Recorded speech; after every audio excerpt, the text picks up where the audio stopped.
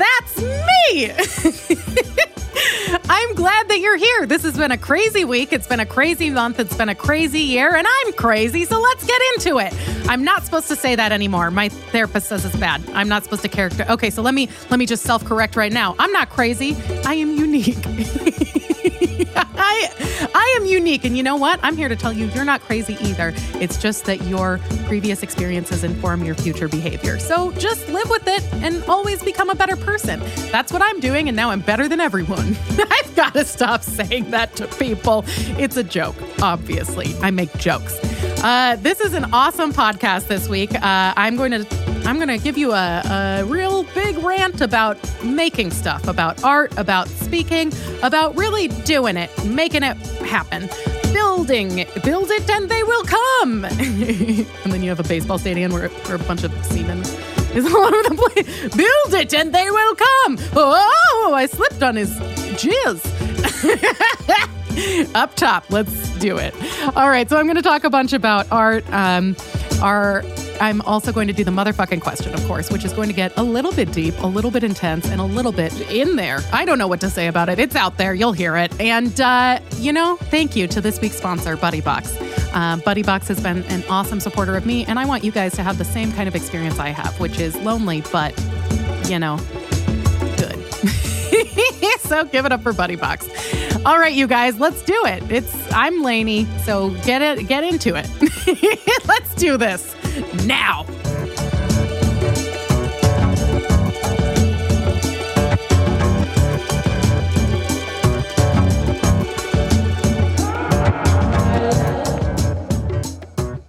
Yes, victory, success, it's happening. Yay! I have a recommendation for you. This is my favorite song that we just listened to as amp up music, and it is Zero by Jean Grey. And she is a rapper, and she is very good at it, even though I know nothing about rap. And Hannibal Buress is on the album, and so is, what's his name?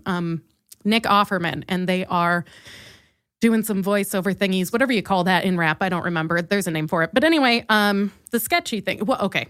Let's not embarrass myself here. So that's what I'm obsessed with. I mentioned how Oprah has her favorite things, and these are my favorite things. It's that, and then cold brew, and then that's it. I just kind of sit, and I've been knitting a lot. That's all I've been doing. So, sorry, I'm adjusting my microphone. Are you Captain Morgan? Hello. Yeah, I am. Okay.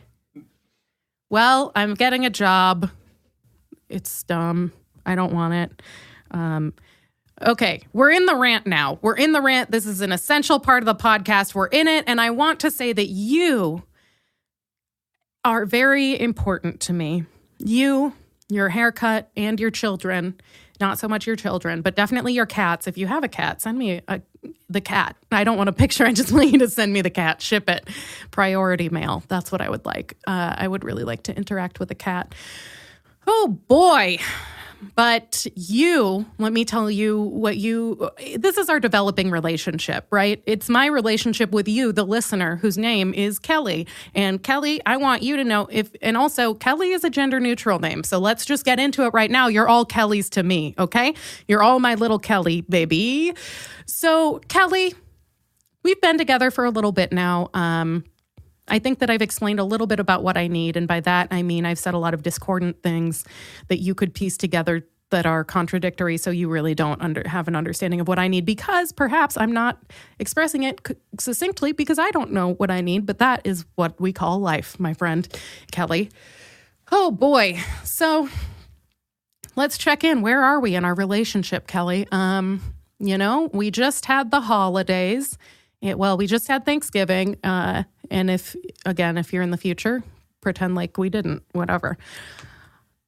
But it's a weird time of the year because this is the time when people start taking stock of their lives. They start thinking about what they're going to do for their resolutions. They start thinking about how they want to change themselves. And I would say that's an ongoing process for me and for most people. But it's an intense time of year when people start thinking about their personal development. And this is the time when people often look at their goals and try to measure up if they achieved them or not. But the only way to do that is if you set them kind of specifically with a timeline. So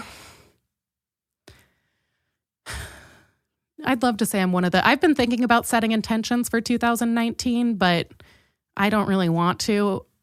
And also I kind of think that whenever people are making New Year's resolutions, I understand it. Of course, we all have that urge to do it, but to me, it kind of devalues your motivation to do it. Because, for example, when I, quit drinking, I didn't wait till New Year's to do it. It wasn't because it was a new year. It was because it needed to happen. So to me, I feel like I should have, what I strive for is the courage to be able to change the things that I need when I need them. So when I get to a new year, it shouldn't be, this is the new year, I need to change this. It should be, if I needed to change it, I already would have, or I'm already working on it, or I'm already thinking about it. And it's not because of what month it is, and it's not because of what day it is, but it's because of what I've realized about myself. So in that way, I'm really smart and better than most of you. That's an important thing for you to know. Man, it's you know what? Here's what it is. It's the winter. We're in the dark time when it's like kind of, it's just dark all the time, and it's hard to have energy. It's hard to be up and about. It's hard to be out there. It's hard to leave your house when you have knitting and 90 Day Fiancé. And I have been watching a lot of 90 Day Fiancé, and please let me know if you watch it, because damn, it is my favorite reality show. But of course I've been visiting my family, and let me tell you the three emotions that incurs. I would say comfort, but also exhaustion and frustration, as well as leisure.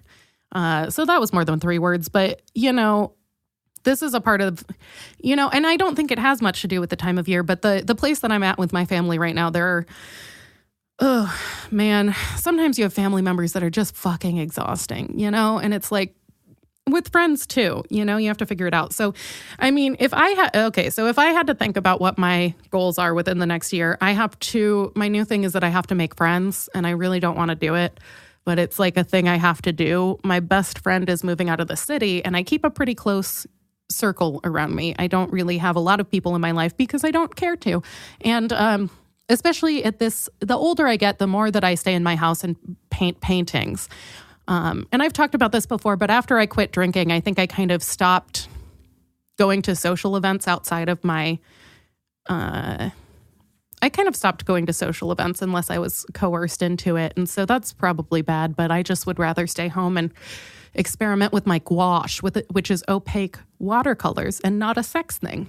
But I have a lot of fun making art, and it's a lot of effort to make new friends. And I don't want to, but I don't know. Probably once I go to a job, I'll be back on a normal schedule. But so I have to make friends because I talk to my family a lot, and I'm very close with them. I make this podcast. I do shows, and I hang out with my best friend in Chicago, and she's moving soon. So now I have to make some friends so that I have anybody to hang out with in Chicago, and also to keep me in Chicago. Cause what's the point? I'm an adult, and why, oh my God, why do I have to have friends? It's so exhausting. This sounds negative, but let's think about it in a positive way, because that's really been the thing that I wouldn't say focusing on, but just it's feeling natural. It's feeling very natural to think about things in a positive light as opposed to a negative way that creates anxiety. So I'll say, and this is true, I will say that I have learned to appreciate and value my time with myself and my time with my projects. And, I think that's happened to me a lot in the past. And the thing about it is that there's sort of a dichotomy in my personality, and, everybody's. I'm not like a super special gal, except that, it's just my boobs, obviously. But famous.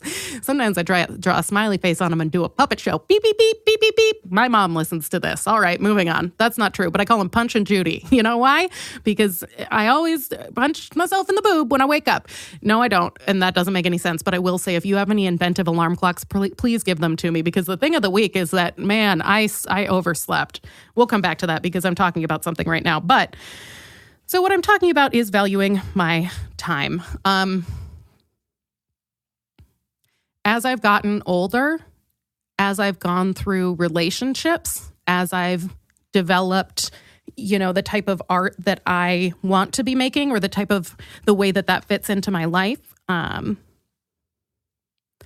The way that I think of my time by myself has changed. And I think, for many years I was kind of afraid to be alone. And I, have a lot of anxiety, and I had horrible FOMO, fear of missing out. What a stupid word for such a real thing. And so I think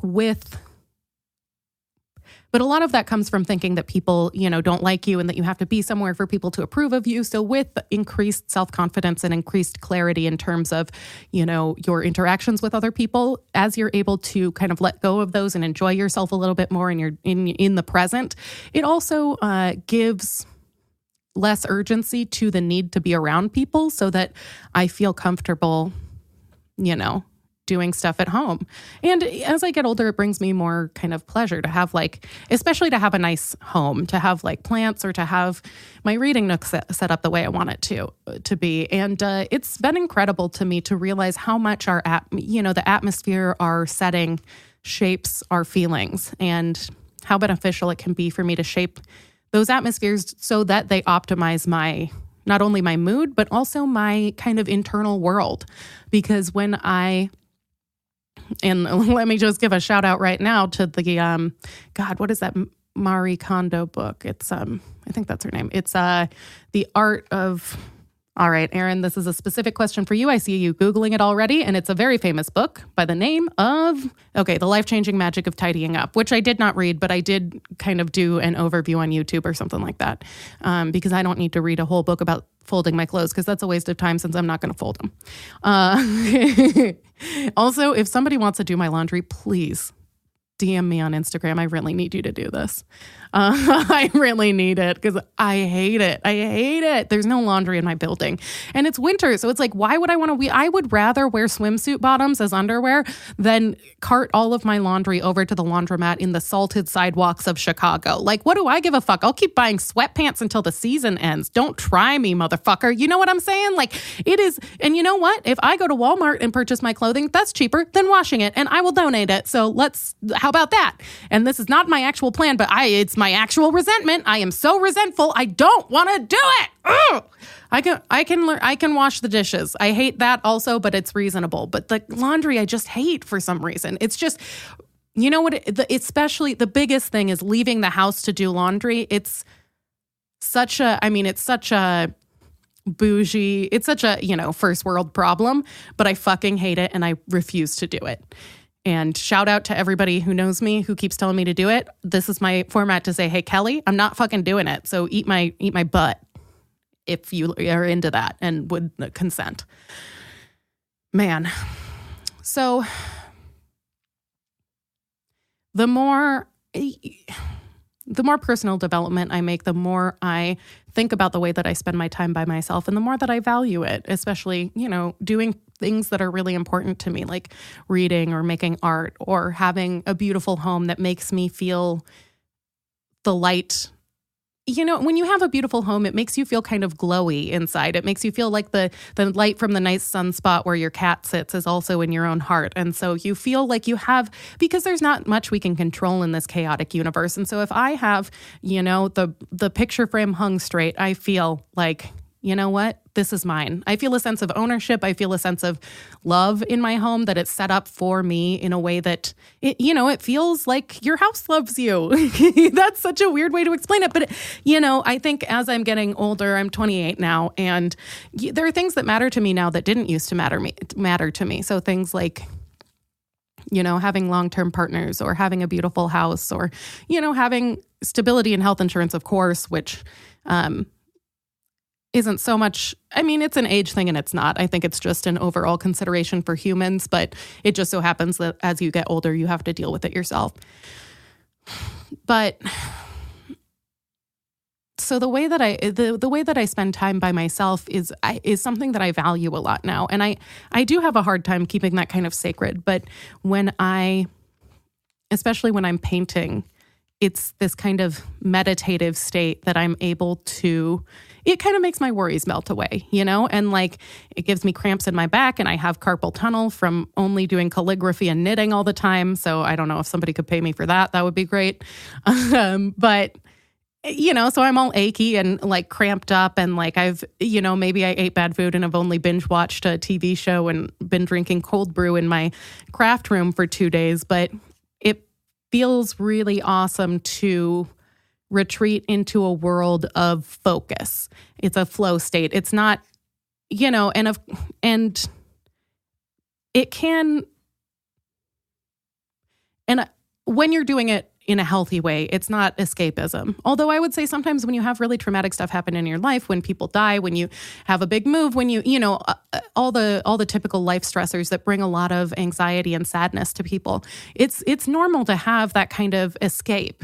I think that's soothing, that's normal, it's stabilizing.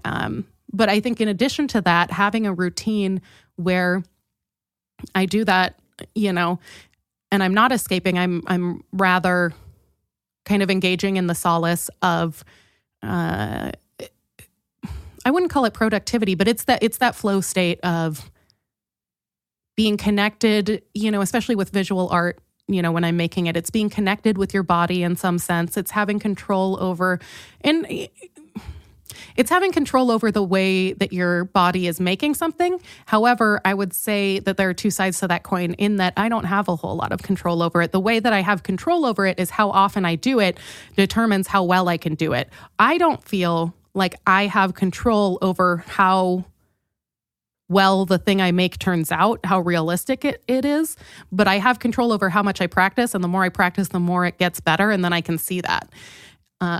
And I think that's kind of unique because when I'm doing comedy or something like that, I feel like I have control over that. Like I can write these jokes. I know how to write a punchline. I can say like, hey, I need to punch this up. I need to cut this. I need to pull that back. I have to add a tag to this. And then I have to, I'm going to segue into this because these two are going to link so they can be, these bits can be a chunk. And then we're going to do that, to lead into my next joke. So I feel like I have a technical control over that. And while there's still obviously an ineffable quality to creating and to writing, I feel that is something that is, I always thought I was going to be a writer from the time I was young. And that's something that I guess I feel that I have a sense of mastery of it, that I have enough confidence in, that I do feel like, although, of course the finished product is always going to be, different than you expect in the sense that like, things will change and you'll make decisions as you're going along, right?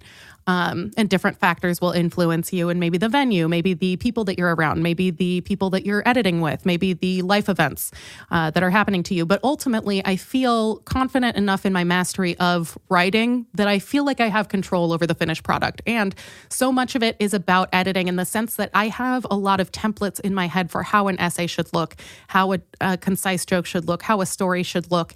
And those things, while not universal and well made to be challenged, are also inform the way that I feel that I have this idea in my head of how to, when I see a sentence, and obviously it's better when I look at other people and not my own work, because it can be kind of difficult. Sometimes you need to take a step back. But when I hear a sentence, I can figure out a way to better convey it to an audience. I can figure out who maybe couldn't access it. And that's not to say I'm an expert and I'm going to get it, but I can say, I think it'll make people feel more if we do it this way. So with writing and jokes, I feel like I have a mastery of it in the sense that I create it, I control it, I perform it, I implement it, I edit it. And I feel like I could say to myself, I'm going to write an album, so this is how I'm going to go. I have an idea of the finished product. So I figure out the steps that it takes to get to that finished product, but I know what the finished product is going to be. With visual art, it's not like that for me, because for me, it's all discovery. And so when I sit down to make something, all I have is my effort and the amount of work I'm willing to put into it. And a lot of the times I get new mediums and I just am like, I just start experimenting with them until it looks like something. And I've got a ton of, I should share it, but I've got a ton of horrible art that comes out of it. And I wouldn't call it horrible. It's a learning experience, but it's not stuff that I'm, want to hang on my walls. It's stuff where I'm like, the way that this turned out, I don't like. It was just on the path to making something else. It's a sketch that I would easily throw away, or whatever, or something I wasn't passionate enough about to like put more effort into refining it. And it's really strange because like I did take some art classes when I was young, but it wasn't, and I've always liked to make art, but I didn't think of it as like a professional thing or as like really a skill that I could control. And to me, the excitement of it is in the exploration and the discovery of of the challenge of seeing different mediums and saying, hey, I could do that. Like, how would it look if I did this? And then the result is always a surprise, especially when I started printmaking, which kind of I just saw linoleum block printmaking on Instagram. And I was like, I remember I did that once in middle school and I was like, I could do that. You just go to the art store and you get the stuff and then you try it a bunch until it looks good. And so especially with that kind of thing, with painting, with block printing, I don't know what it's going to look like at the end, and it surprises me. But I do know that the control that I have over it is that the more hours I put into it, the better it looks. But I never have an idea of what it's going to look like. I don't have control over that. But it does. But it is satisfying, and it's exciting, and it's it's fun. I think also now I've been making art for long enough that it seems like a thing because to me, comedy is my career, but art is like a hobby. And while I do think a lot of the things that I make, like holiday cards and things like that, they're definitely, sellable. They're little handmade crafts, or like I make a bunch of scarves and I give them away because I need somebody to use them because I don't need 10 scarves, but I like making them. And it's satisfying and rewarding. And I love having a product when I'm done and being able to look at it and say like, not only I did it, but to look at it and like really revel in its creation and to say, because it surprises me. I'm like, that's amazing. It's stunning to me to look at it. And especially some of the things that turn out really well. I'm like, I do not know how I did that. Like, I don't know how I did that. It just feels lucky. It feels like something else made it. But what I've realized is the more I practice, the more I have those results. So I guess it's me. It just doesn't feel like it, because it's such a discovery experience. But I've been thinking a lot about that, partly probably because the thing that I always feel, especially when I started kind of making art again at this point in my adulthood is, I have been doing comedy for 5 years, and when I renewed my interest in art as an adult, because it's always been a big part of my life, like making crafts, drawing, doodling is a big part of like how I learn. It's like I'm a very kinesthetic learner and I have to be kind of drawing things in order to keep listening during a 30-minute lecture or something like that. I can't look at the person. I have to be moving my hand. So like a lot of the time for me, taking notes was not so much about being able to look back at the notes, but only because it would help me digest what they were saying. And if I didn't do it, I wouldn't remember. But it was about the kinesthetic element, the tactile element.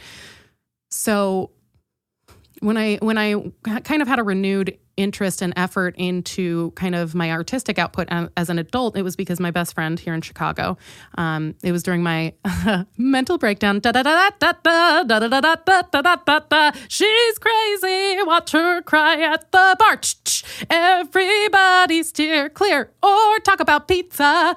Anyway, it was a difficult time in my life and I was floundering, and she said to me, you always really liked to draw when we were in college, and why don't you do that anymore?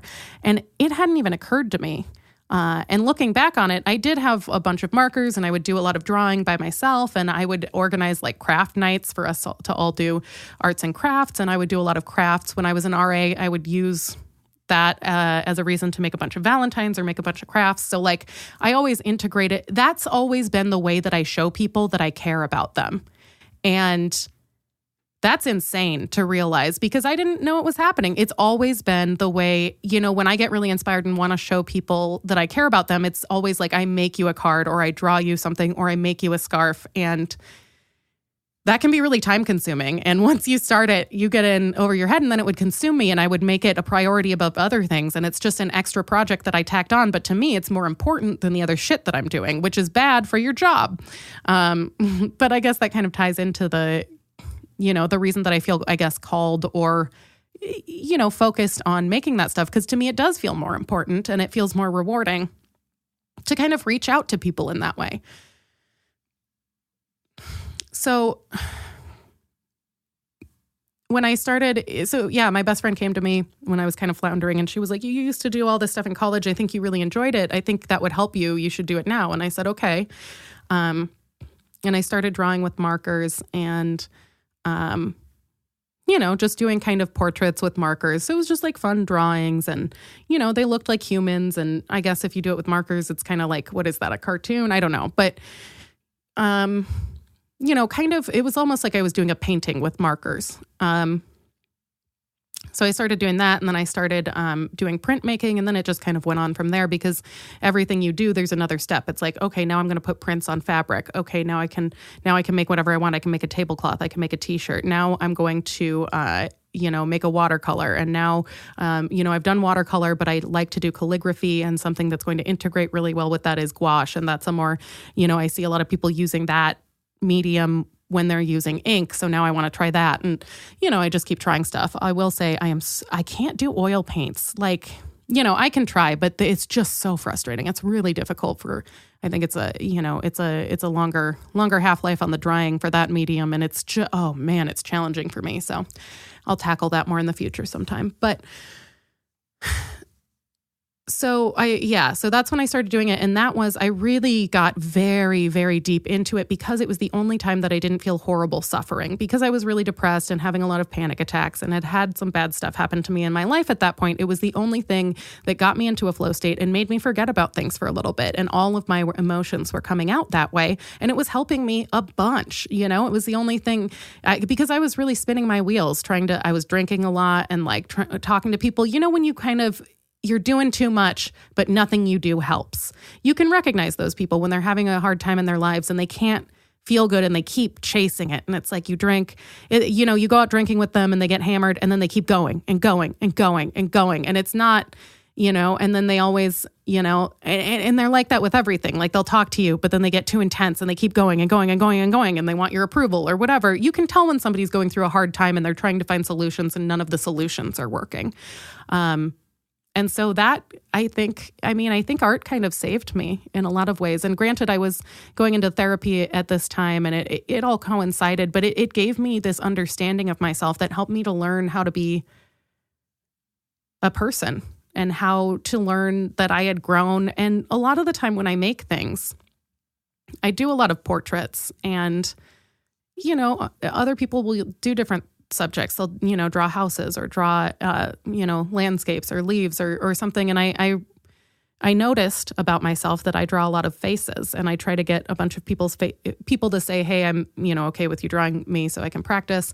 And what I've realized is that when I'm doing a big project, I feel like I am spending time with that person, learning about them and caring about them. So like when I sit down to make a block print carving of my sister, it's because I'm trying to understand something about her, or, that comes as a byproduct. And I feel like I've spent time thinking about that person's life and kind of trying to walk in their shoes, even though, it's unconscious. So I would say in that way, art kind of saved me. And that's really weird to realize now, because I'm trying to find how it fits in my life, especially as a performer. But I would say that I perform comedy, and that can drain me of some social resources. And then when I make art, it's very personal, and that kind of replenishes me. The problem with that is, wow, the only things I'm good at, nobody will pay me to do. So, man, I don't know. Join my Patreon, please. I've got some cool stuff coming out. I'm going to make some buttons and stickers and things. And you can check out, if you want to see some of my art, I've got an Instagram for it. It's Lainie made it. So feel free to check that out. But really, it's a passion project for me. So those are my thoughts on art. And as you know, I think in this time, at this point in history, at this point in, my life, and a lot of the people who listen to me are around my age, or, at any point in life, that's the best way that you can conquer sadness and destruction is by creating something.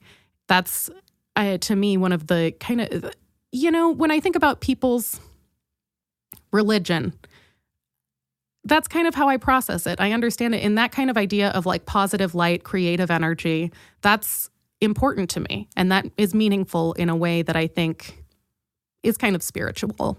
And that the older I get, the more I sound like such a hippie. But, it's good to be invested in the things that you love. And that kind of creative spirit comes with any work that you do. If it's, scientific, if it's, social work, building things is harder than tearing them down. And building things, people who build things are not only attractive, but they're compelling, they're inspiring.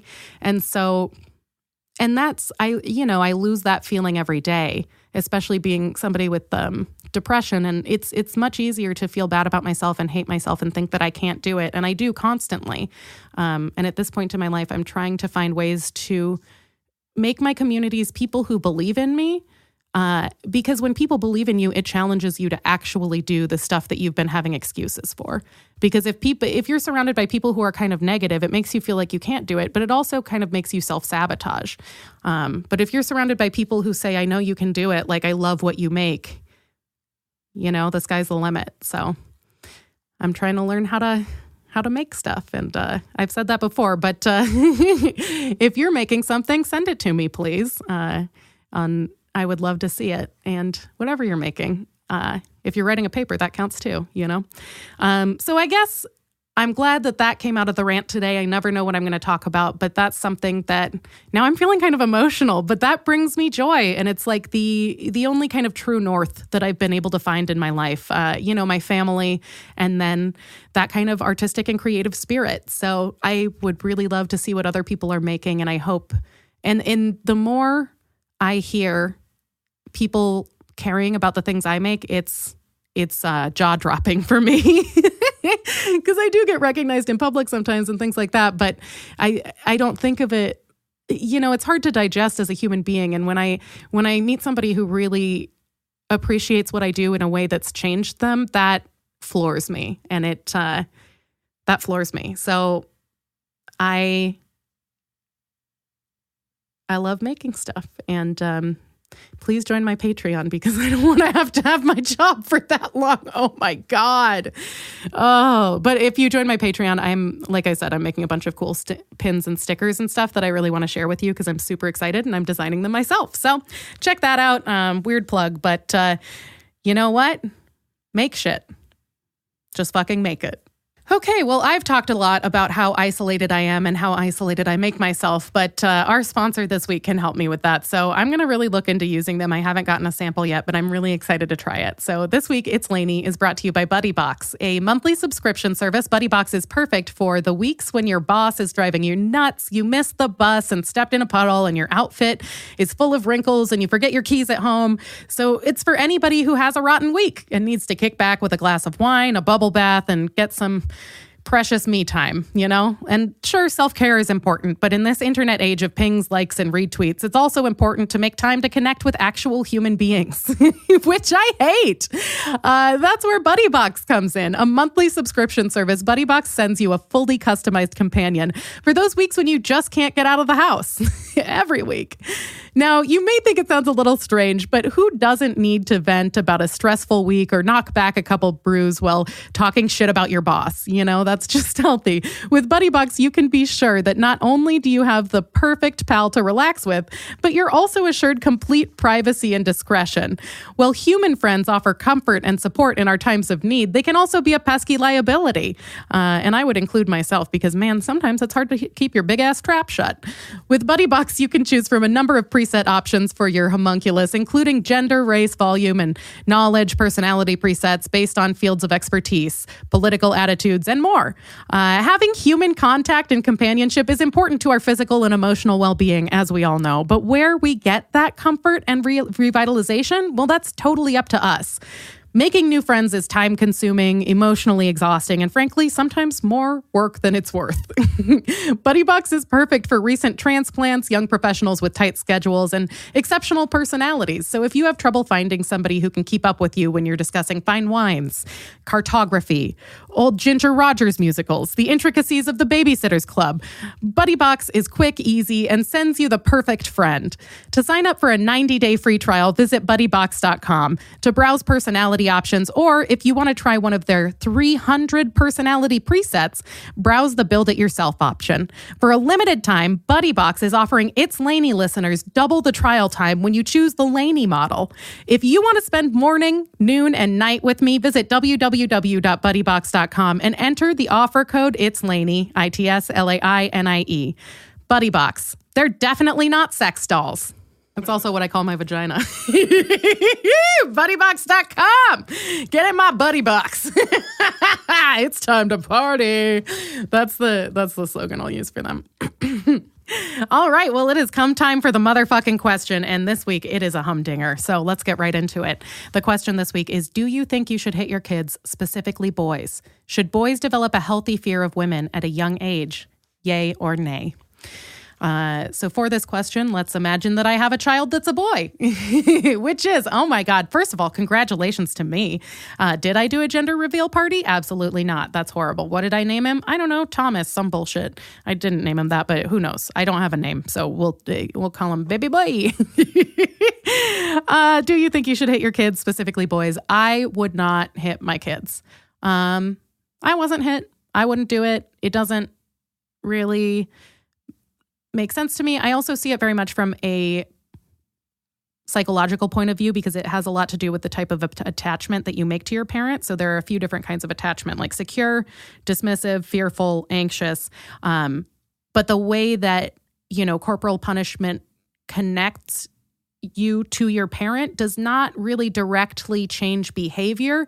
It changes relationship as opposed to getting a child to understand or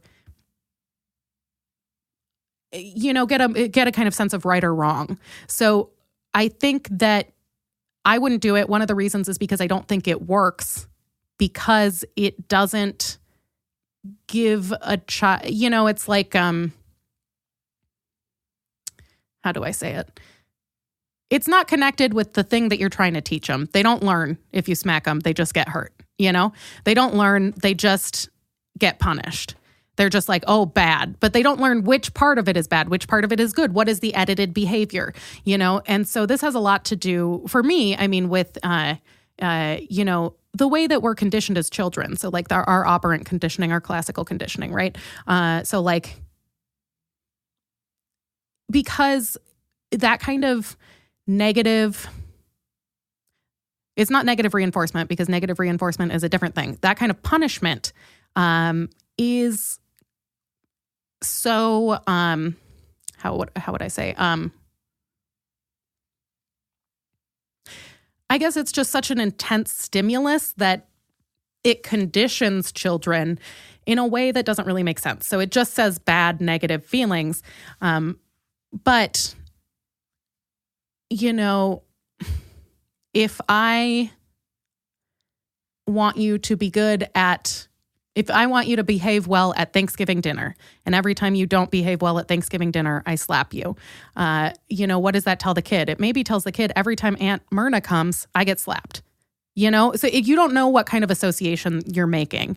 So it doesn't necessarily tell them, hey, and this is the reason why, because that is an instant feeling. So if you try to connect that with something else previous that's not instant, that's not an association the child is going to make. They're going to remember, what the situation is or what room they're in or something like that. It's going to be connected to that, and it's going to make that room the bad room or that parent the bad parent, but it's not going to mean that you won't slurp your ice cream 2 hours ago. So it doesn't work, essentially. And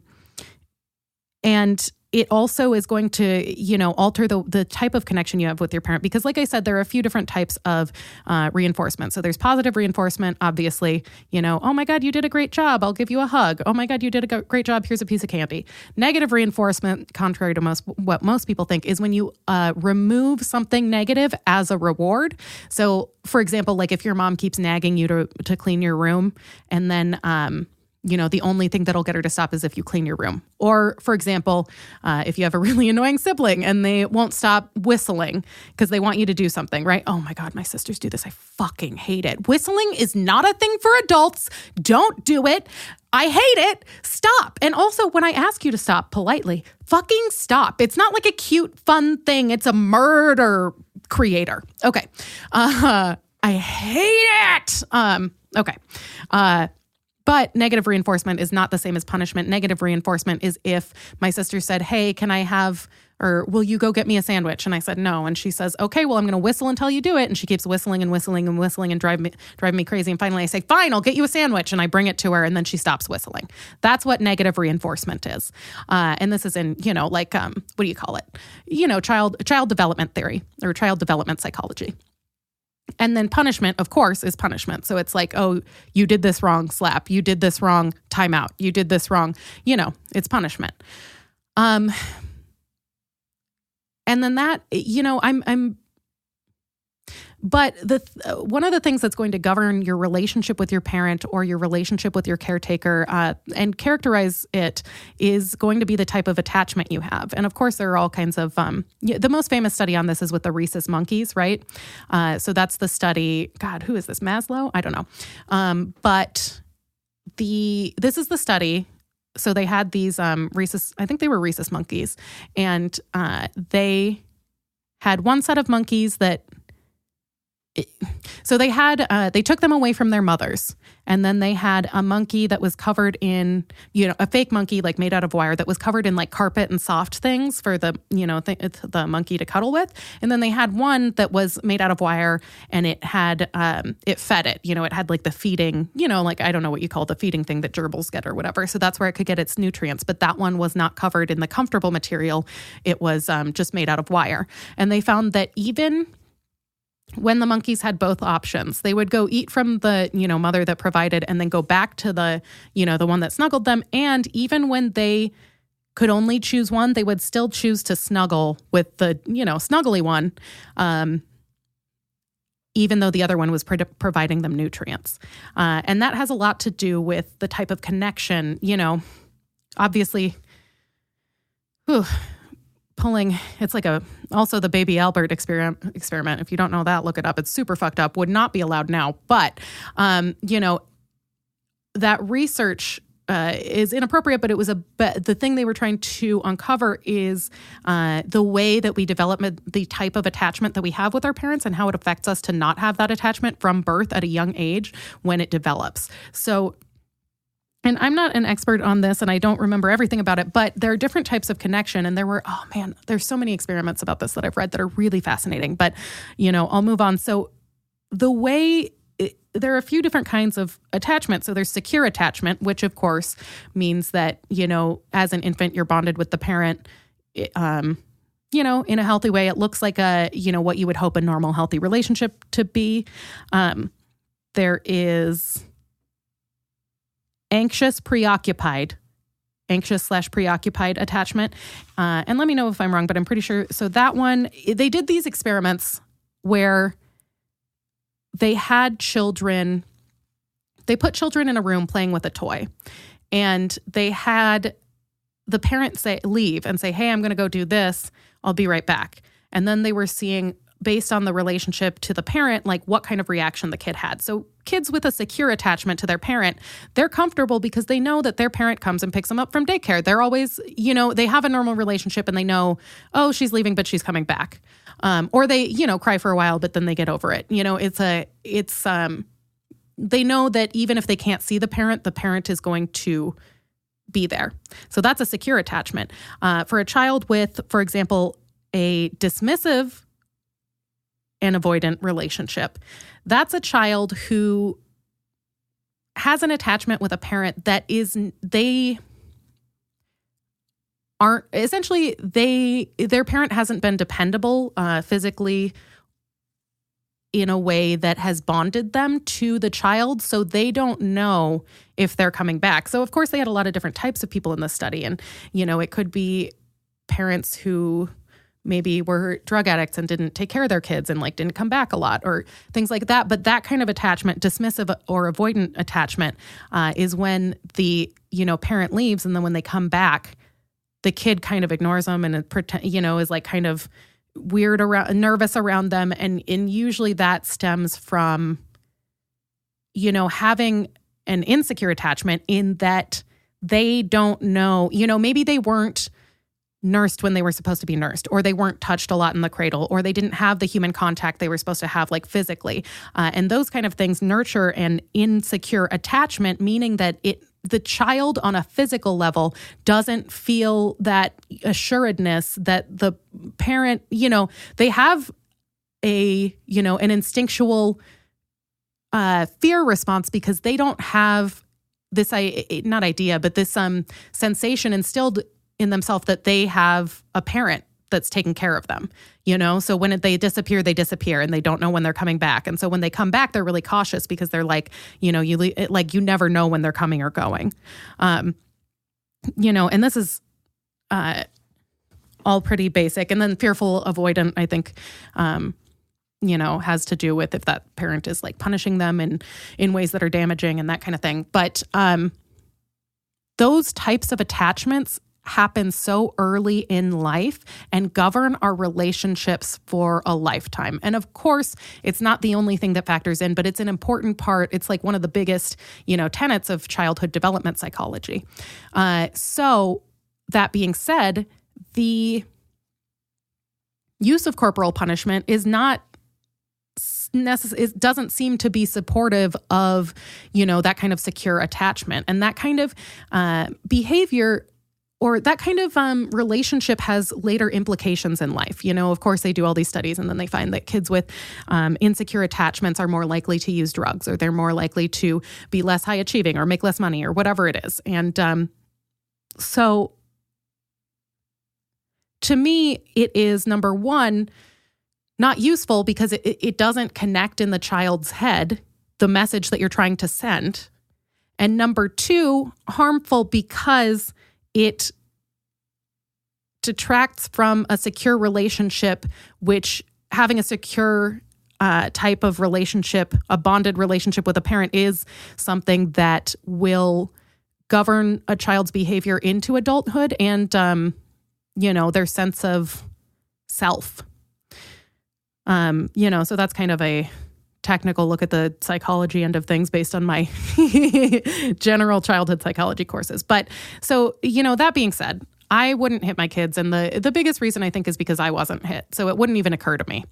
I remember when I was being spanked a little bit, but it was kind of like a for show thing. It wasn't painful. It was just you're getting a spanking. And then it's I'm telling you that I'm displeased with you. And so I don't know how that would have changed my life if that was a role later. I don't know if it would have changed. I'm not sure, but that was, a lot of the times, I don't know, that was a male disciplinarian, right? And I don't remember it very much. So who knows how that would have affected my life, or if it would have changed, or if it would have affected it. So like I said, I wouldn't hit my kids, specifically boys. Should boys develop a healthy fear of women at a young age, yay or nay? The answer is no, because fear-conditioned responses don't accomplish anything. They do not result in behaviors that either make sense or achieve what you're trying to achieve. So fear-conditioned behaviors are going to make the child feel chaos, which then makes them unpredictable or makes them, feel weak or feel less secure. And so not only are they not going to do what you want because they're afraid of you, but they're also going to, so number one, it's not going to work. And then number two, it's going to make them, I think, more of a wild card, more likely to act out because they have this fear of a parent. So it doesn't work. And in fact, it would make your life more difficult in the long run. So it doesn't even make sense.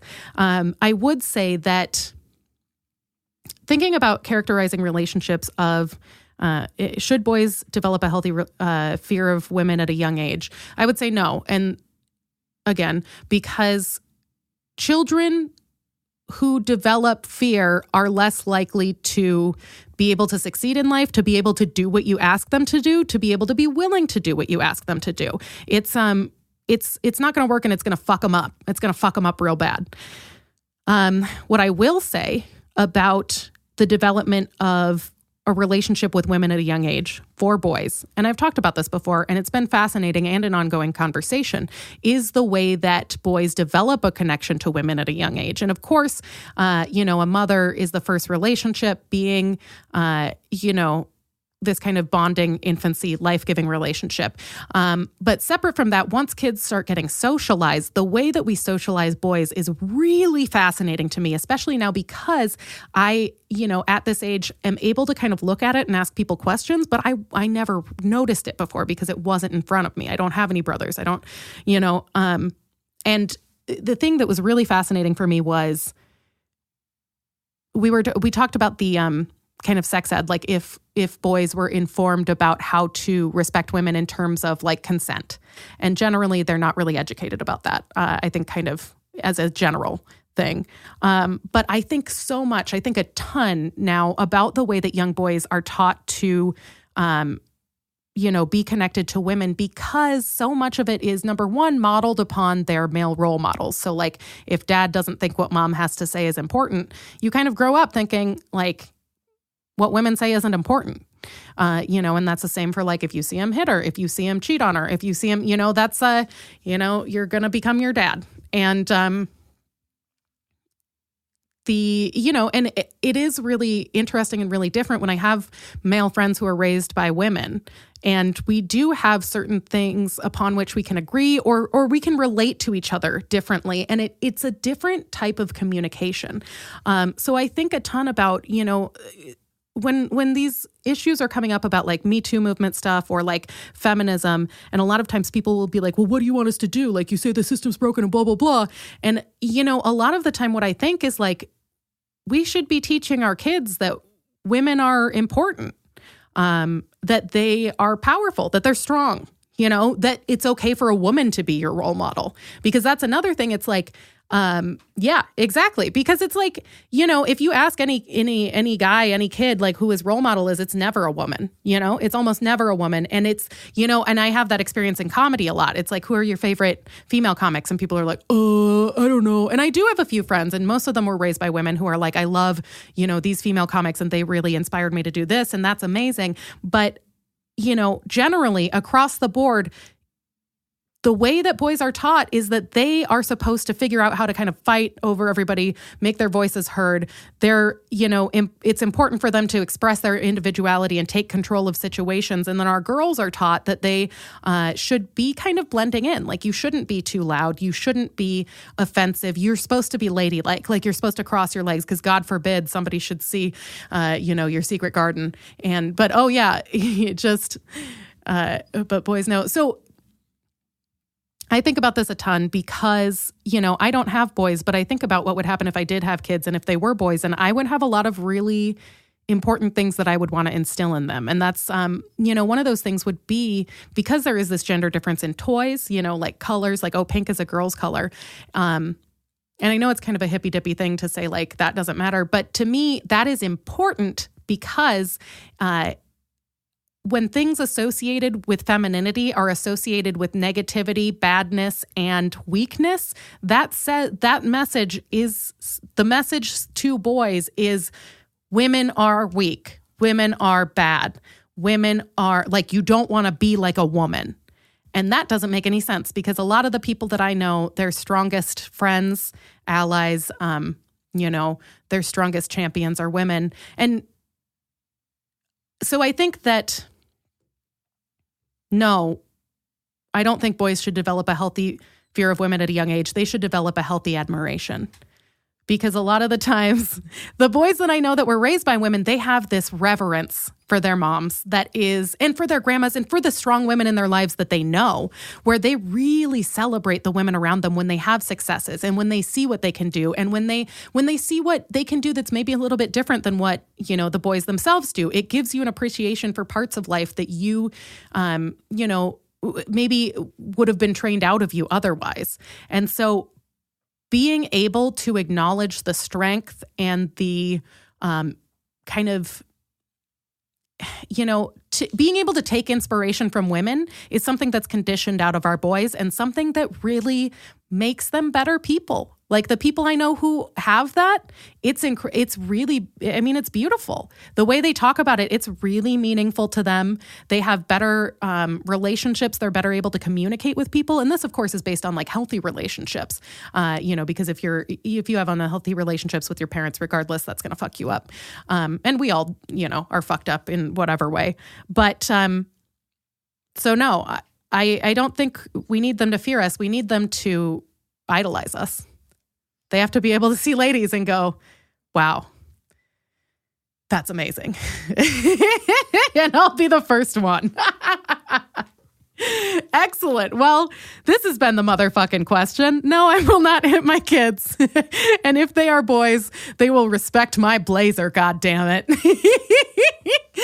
But they will celebrate the success of the women around them as well as the men, but it's important that they can see those strengths and those victories and those, kind of champions. That was a good question. Thank you very much.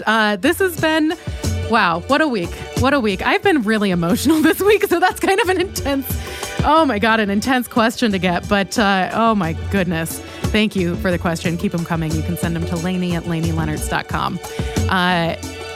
Thank you to our sponsor this week, Buddy Box. Make sure to check them out. You can see me Tuesday, December 11th at Chuck at the Beat Kitchen. That's Chicago Underground Comedy, one of my favorite shows of all time. DM me if you want to get tickets because I got you. Also, Saturday, December 15th, hosting the Comedy Cabaret at 11 p.m. at the Comedy Bar. More to come. I'm producing a show on the 11th of January, so mark your calendars down for that. I have more stuff coming, and it's going to be a really weird indie show, so it's going to be fun. You can check me out on the Multiple Idiots podcast, also here on the Jazz Fuzz Network, cutting it up with my good friend Mike O'Keefe. I'm auditioning to be his groomsman, so feel free to check that out. It's episode 9. And then coming up, you can also check me out on B. Casper's podcast, also on the Jazz Fuzz Network. That time I got arrested. I'm going to have an upcoming interview out on that, so check me out there too. They're really great podcasts, so I think you'll love them. You can find me on Instagram, Facebook, and Twitter at Lainie Leonards. Leonards is Lenertz, like zebra cake.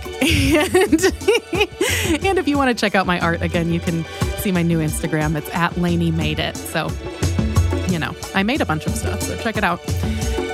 So those are the shows I have coming up. Always feel free to message me on Instagram, send me a new motherfucking question, and please, if you have any compassion in your heart, follow me on Patreon. If you think this is worth anything, please, even $2 a month, I would love to,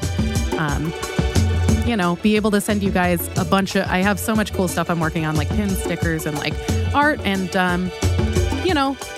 different, I've got a lot of videos coming out and things like that. So check it out there. I'm going to be updating that soon. So feel free to take a look. But wow, this has been such an episode, Kelly. I'm glad you were here. I think you should change your name because it's a really boring name. I have been watching a ton of 90 Day Fiancé, so let me just say Danielle needs to get her shit together. But, I've had fun spending this time with you. This has been really important to me, and you're part of my heart, and you're also part of my stomach. So please send macaroni and cheese. So you know what? I'm going to end with a catchphrase. Here we go.